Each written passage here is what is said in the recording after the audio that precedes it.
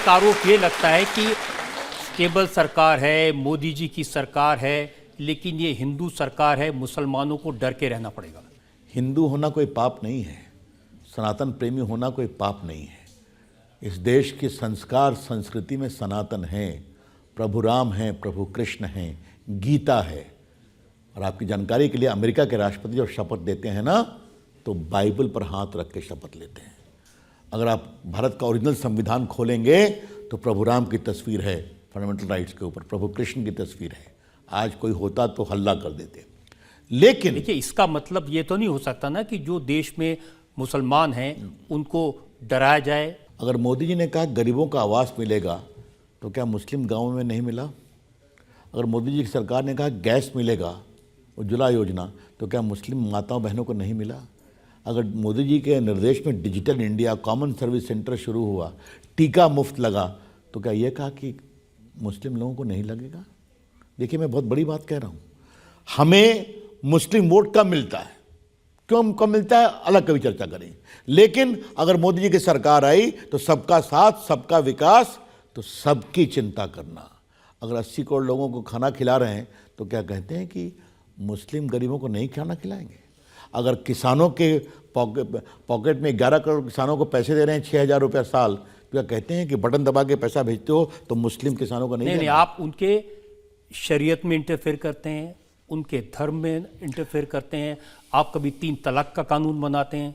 मोदी जी के निर्देश पर 3 तलाक लाने का कानून लाने का कानून मंत्री को मुझे ही सौभाग्य मिला था। मैं बोलना चाहता हूं 3 तलाक क्यों नहीं होना चाहिए। मैं उसको जब रिसर्च करा रजत जी, मैं यहाँ बहुत सी हमारी बहनें बैठी हैं और बेटियां बैठी हैं, 3 तलाक तलाक तलाक तलाक, शादी खत्म। कहा बताओ कैसे हुआ? पत्नी लेट से उठी, तलाक तलाक तलाक, रोटी जली हुई बनी, तलाक तलाक तलाक। यूपी में एक पत्नी मोदी जी का भाषण सुनने चली गई, लौट के आई, तलाक तलाक तलाक। एक मेरे से मिलने एक यंग आईटी प्रोफेशनल आई और मेरी आंखों में आंसू आ गया सुन करके। कहा मैं आईटी प्रोफेशनल हूँ, मेरे पति दुबई में हैं, मेरी तीसरी बेटी हुई, व्हाट्सएप पर कर दिया तलाक तलाक तलाक। पाकिस्तान, हंसने की बात नहीं, पाकिस्तान तक में नियंत्रित हुआ है, ईरान में है, इराक में है, जॉर्डन में है, मलेशिया में है। यहाँ बस वोट का क्या होगा? और जब 3 तलाक का कानून आया रजत बाबू, क्या सोनिया जी, क्या मायावती जी, क्या ममता जी, सब ने विरोध किया था। लेकिन मोदी ने कहा करेंगे, और हमने ये भी कहा जेल भी जाओगे। आज देखिए कम हुआ है। तो 3 तलाक के पाप को हमने ढोया सिर्फ किस लिए? वोट के लिए। तो ये हमारे गर्व है हमारे प्रधानमंत्री। वोट के लिए तो चुनाव के मौके पर सीए के कानून लागू किए गए हैं। अब मुसलमानों को बताया जा रहा है कि तुमसे कागज मांगे जाएंगे। ये बिल्कुल गलत है। सीए 4 साल पहले पास हुआ और सीए हिंदुस्तान के मुसलमानों से इसका कोई संबंध नहीं है। मैं फिर आज रजत शर्मा के इस कार्यक्रम में डिक्लेयर करता हूं कि कानून के छात्र के रूप में, एमपी के रूप में, फॉर्मर लॉ मिनिस्टर के रूप में बताता हूं कि सीए का कोई संबंध हिंदुस्तान के मुसलमानों से नहीं है। ये सिर्फ और सिर्फ अफगानिस्तान, पाकिस्तान, बांग्लादेश में बसने वाले हिंदू, सिख, पारसी, क्रिश्चियंस को भारत आने में मदद करने का कानून है। ये बताइए कि पाकिस्तान में हिंदुओं पर अत्याचार होता है कि नहीं? हिंदू बेटियों को वहाँ जबरन शादी करते हैं कि नहीं मुस्लिम में आकर के? बांग्लादेश में होता है कि नहीं? तो वो कहाँ जाएंगे? तो हिंदुस्तान आएंगे। पड़े हुए हैं।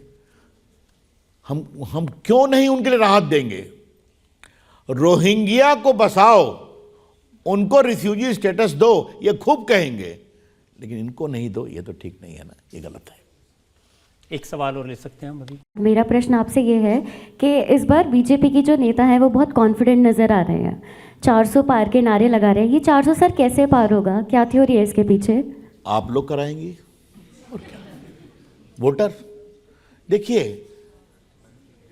जब 14 में वो जीते तो गवर्नमेंट स्टेबल करोगे, बहुमत मिलेगा। बहुमत तो नहीं मिलेगा तुमको, तो बहुमत 272 से 282 आ गए। 19 में क्या कहा? फिर जीतोगे, बहुमत लाओगे, तो जनता ने 303 पहुंचा दिया। तो ये तो जनता ने 10 साल में दिखाया है ना। तो अब तो हमने और काम किया है, तो जनता का आशीर्वाद मिलेगा, ये हमें पूरा विश्वास है।